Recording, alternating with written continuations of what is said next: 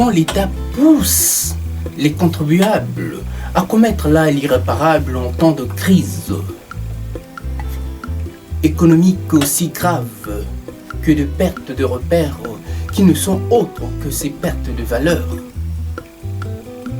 Par quoi les politiciens nous dament le pion? Avouez qu'il y a là de quoi s'interroger sur les méthodes en pratique pour renflouer là les caisses de l'État. Et surtout, sur le bien fondé de la passerelle, des préceptes idéologiques dont ils s'en réclament. Voilà que du jour au lendemain, le communisme a supplanté le capitalisme, devenant même son principal bailleur de fonds, tout à l'encontre de ce qu'on nous a enseigné. Un mauvais coup du genre, certes, pour les droits de l'homme, théorie qui ne tient plus le coup et pèse à peine sur la balance commerciale mondiale. Alors, qu'est-il arrivé? Que s'est-il passé pour que nous en arrivons là? Je suppose que l'hypocrisie de ces grandes nations a fini là, et pas accuser le coup en ne tenant plus ce jeu de double langage entre le marteau et l'enclume. Les droits de l'homme et l'économie. Voilà que l'économie des États dits de voyous, entre guillemets, l'emporte haut la main pour avoir asphyxié le capitalisme par un jeu de tour de passe qui nous laisse sans voix.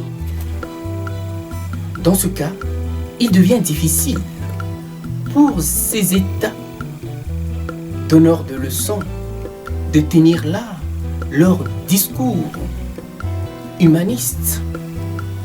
Voilà pourquoi je mets tout mon accent sur l'inversion de valeurs, comme l'avait si bien souligné Nietzsche en son époque.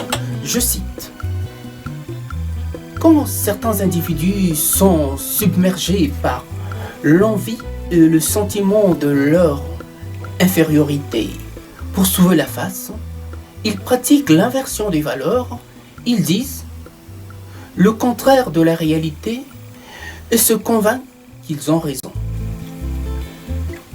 Il y a là beaucoup de non-dits dans ce cafouillage cacophonique des impôts. Par quoi l'on justifie cette crise?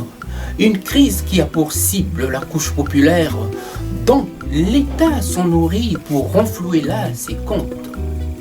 Et plus une crise idéologique par quoi on a cessé de nous embrouiller l'esprit dans les moutons que nous sommes devenus.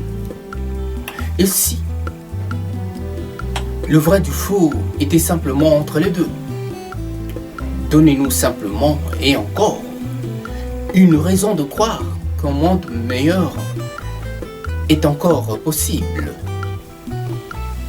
que de passer par des bras de fer qui nous font vivre là un tel enfer qu'on se tient par la barbichette. Il serait temps, et peut-être temps, que l'État joue franc jeu pour ne pas aggraver notre désarroi en tant que contribuable. Plus on est instruit, pauvre on devient. Il y a là de quoi s'interroger. Mais où est la logique dans tout ça?